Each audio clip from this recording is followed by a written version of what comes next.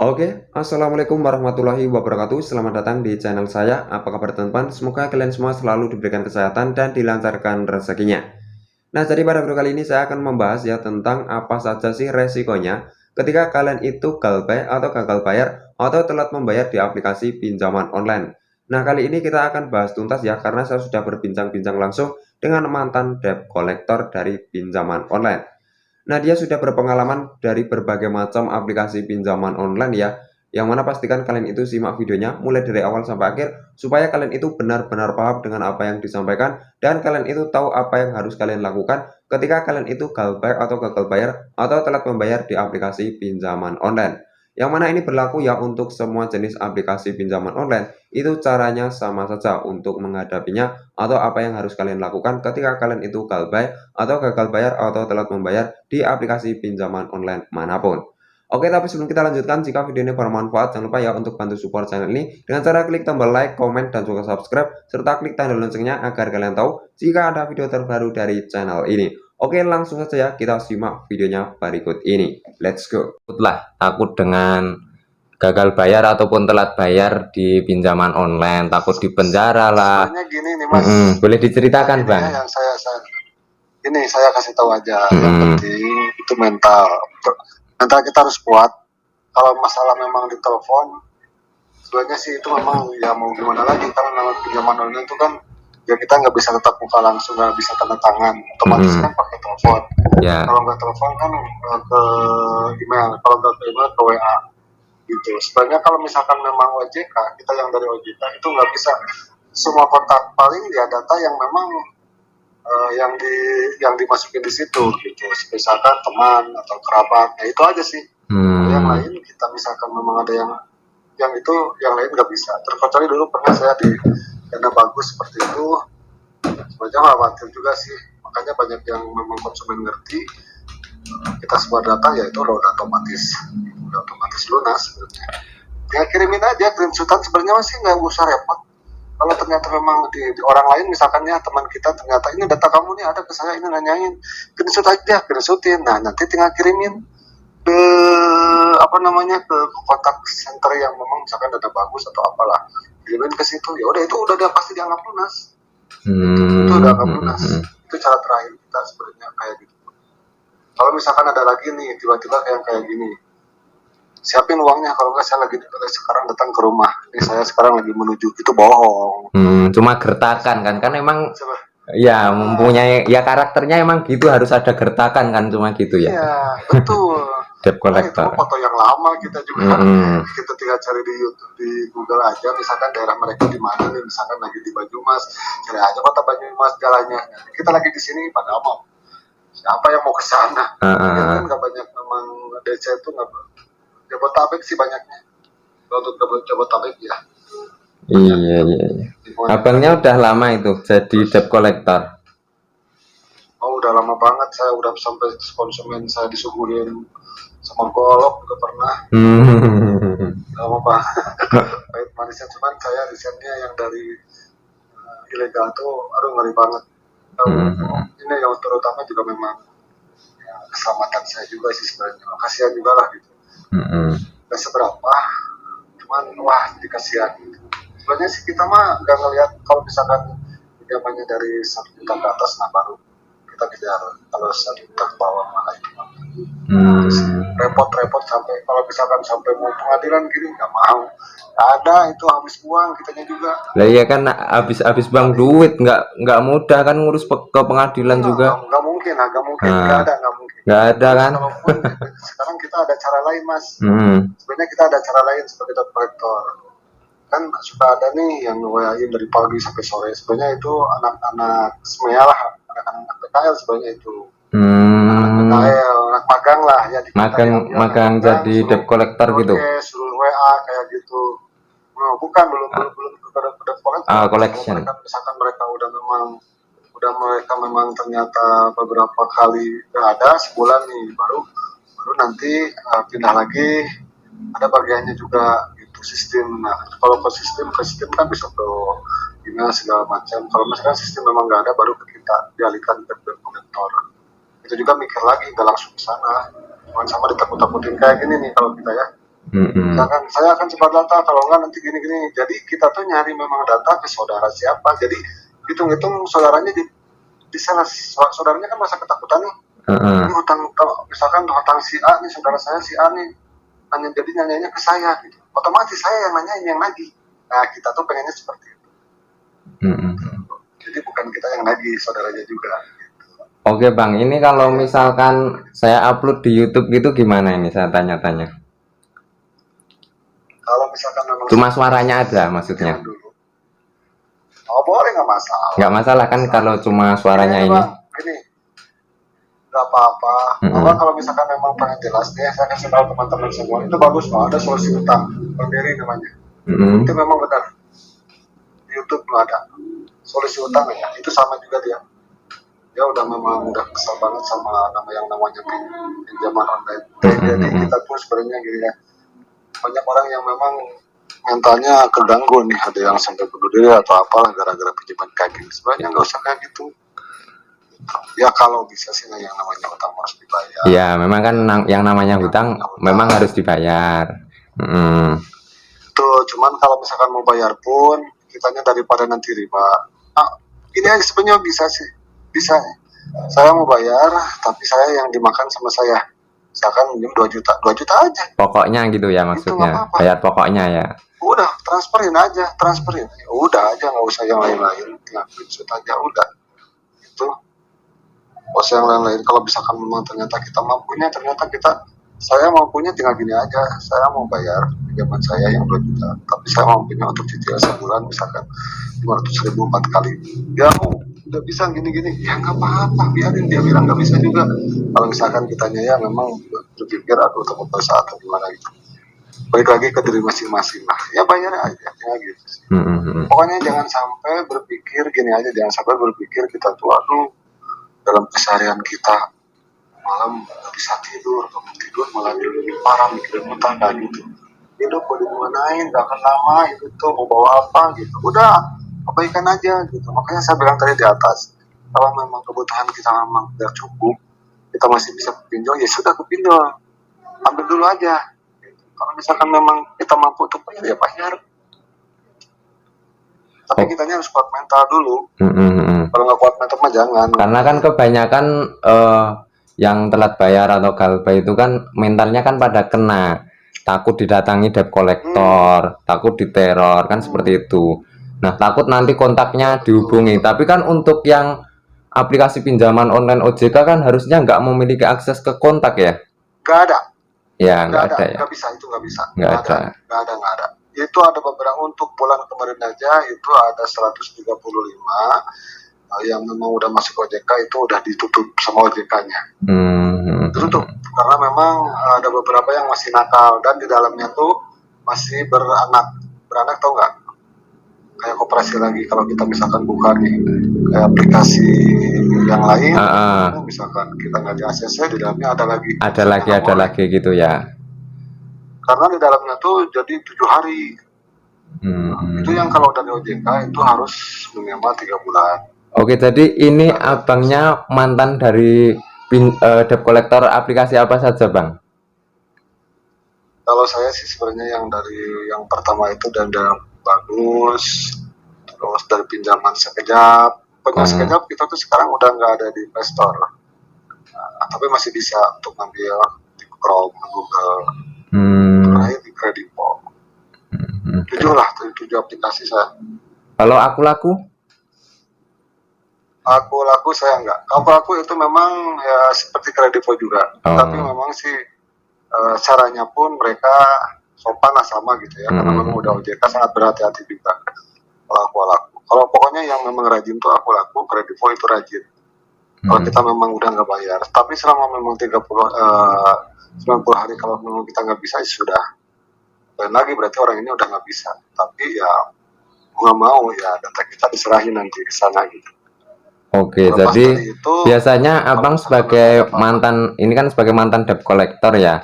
Nah, biasanya ketika telat membayar itu didatangi debt collector itu setelah berapa minggu atau berapa bulan, Bang?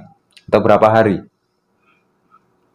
Kalau misalkan memang, jadi gini, untuk yang di mana nih, Kredivo aja ya.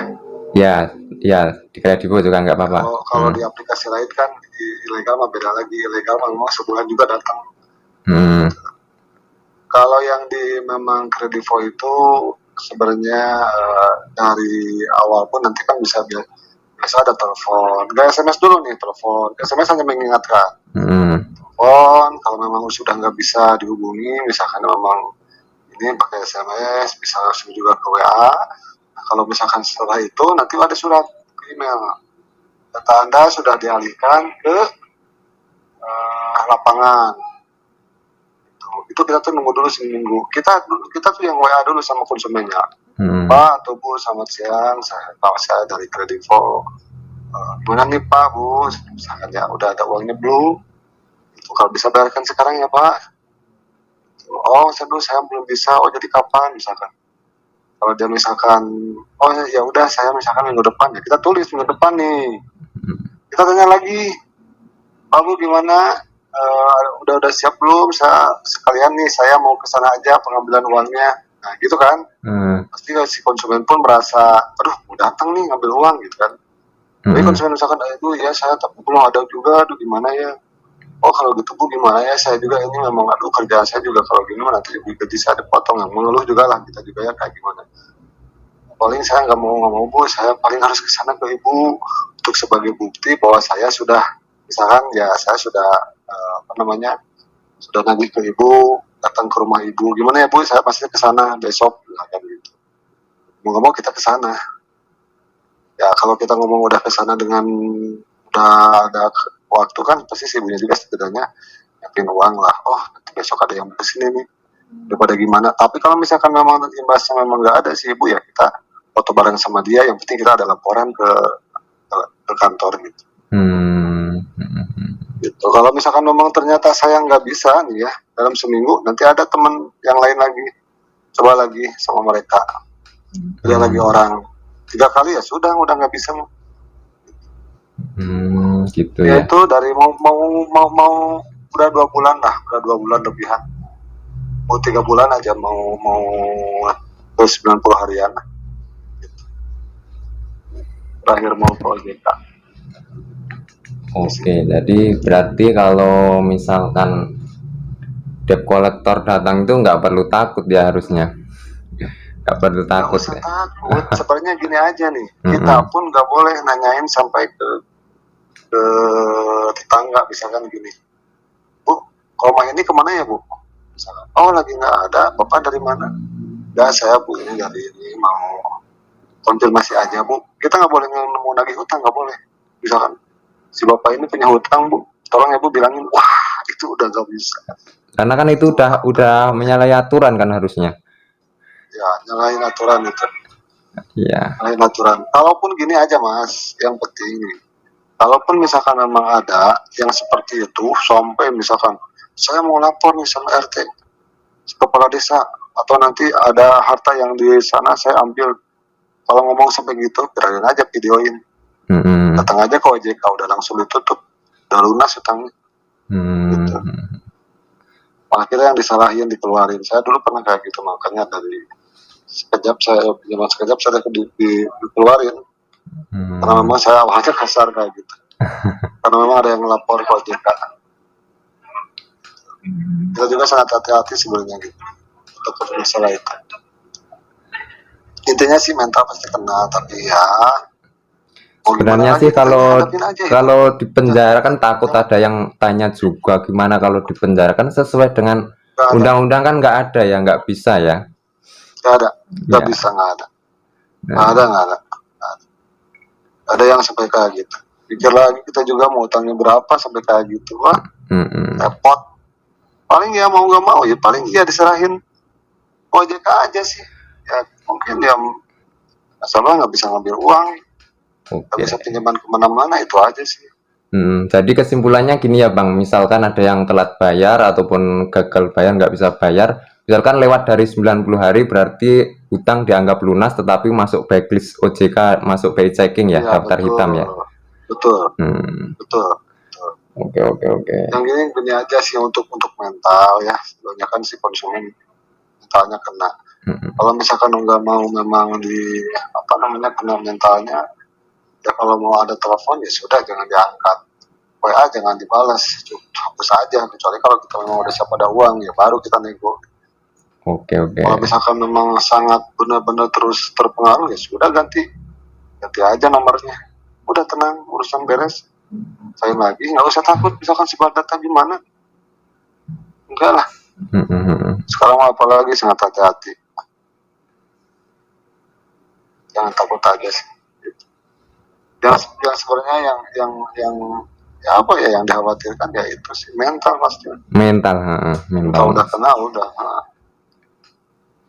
Itu aja sih paling. Oke, tapi mungkin itu aja dulu ya, saya mau asar dulu nih.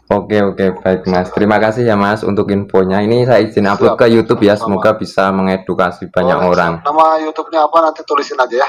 Oke, siap Bang. Terima kasih. Assalamualaikum. Oke, siap. Ayo, siap. Waalaikumsalam warahmatullahi. Oke, jadi seperti itu ya teman-teman untuk perbincangan saya dengan mantan debt collector. Sebagaimana untuk kesimpulannya, buat teman-teman yang mungkin telat membayar atau gagal bayar, tidak bisa membayar di aplikasi pinjaman online manapun, kalian itu tidak perlu takut teman-teman. Ya, jadi kalian tidak perlu takut. Yang terpenting kalian itu tahu aturannya seperti apa, sebagaimana telah diatur ya dalam Undang-Undang Nomor 39 Tahun 1999, Pasal 19 Ayat 2, sebagaimana telah diatur tidak seorang pun atas putusan pengadilan boleh dipidana penjara atau kurungan berdasarkan atas alasan ketidakmampuan memenuhi suatu kewajiban dalam perjanjian. Nah, jadi kalian itu tidak akan bisa dipenjara karena tidak mampu atau belum mampu membayar hutang, teman-teman. Jadi seperti itu. Nah, sesuai dengan aturan OJK, sebenarnya ketika sudah melewati 90 hari itu konsumen tidak boleh dikejar-kejar ya, tidak boleh dikejar-kejar dan itu sudah dianggap lunas hutangnya. Nah, tetapi kalian akan masuk ke slip OJK, kalian masuk daftar hitam BI Checking, kalian tidak akan bisa pinjam lagi di platform manapun. Tetapi yang namanya hutang harus dibayar ya teman-teman. Nah, ketika kalian itu ingin membayar, kalian cukup bayar pokoknya saja. Kalian hutang berapa? Nah, kalian lunasi pokoknya saja, nggak perlu bayar bunganya. Kalian bisa negosiasi dengan pihak pinjaman online-nya. Jadi seperti itu. Nah, ketika kalian itu diteror, cara mengatasinya bagaimana? Misalkan dihubungi terus. Nah, cara mengatasinya ketika kalian itu diteror, yang terpenting kalian itu memberikan jawaban ya, bahasanya ketika nanti sudah ada akan saya bayar Pak. Jadi kalian nggak perlu memberikan janji-janji ya, jangan sampai kalian itu memberikan janji-janji. Nah, cukup memberikan jawaban dan kalian itu jangan langsung menghilang. Yang terpenting kalian sudah memberikan jawaban. Ketika masih meneror terus, kalian bisa matikan handphone ataupun ganti nomor. Nah, misalkan debt collector datang ke rumah bagaimana? Nah, misalkan debt collector itu datang ke rumah, kalian nggak perlu takut juga teman-teman. Yang terpenting kalian tahu aturannya seperti apa. Yang pertama kalian bisa tanyakan surat tugasnya, identitasnya. Nah, misalkan debt collector itu menggertak, kalian harus bayar hari itu juga. Nah, kalian nggak perlu memaksa, misalkan belum ada ya kalian nggak perlu memaksa ya. Jadi kalian itu jangan sampai gali lubang tutup lubang. Misalkan belum ada ya jawab saja untuk saat ini belum bisa membayar. Nanti kalau sudah ada akan saya bayar, seperti itu. Nah, misalkan kalian itu ingin melunasi pokoknya saja hutangnya, ingin melunasi hutangnya, kalian bayar pokoknya saja ya, nggak perlu bayar bunganya, kalian bisa negosiasi. Kemudian misalkan debt collectornya itu mengancam akan sebar data, itu sudah ada pasalnya juga teman-teman. Kemudian misalkan akan menyita barang, itu juga sudah ada pasalnya juga. Kemudian misalkan bertindak anarkis, itu juga sudah ada pasalnya juga. Misalkan sampai membawa RT lah, inilah, nah itu juga sudah ada pasalnya juga. Semua itu sudah menyalahi aturan teman-teman. Kalian bisa videokan saja ketika debt collector tersebut sudah menyalahi aturan, tidak bekerja sesuai dengan SOP. Jadi seperti itu. Nah, untuk teman-teman yang saat ini masih mempunyai pinjaman ya, masih mempunyai pinjaman, semoga kalian selalu diberikan kesehatan dan dilancarkan rezekinya, segera terbebas hutangnya, dan kalian segera menjauhlah dari pinjaman yang berbunga ya teman-teman. Jadi kalian menjauhlah dari pinjaman online maupun pinjaman offline yang berbunga. Lebih baik kalian itu pinjam ke saudara yang tanpa bunga. Oke, jadi untuk video kali ini cukup sekian ya, semoga bisa bermanfaat. Kurang lebihnya mohon maaf, terima kasih. Wassalamualaikum warahmatullahi wabarakatuh.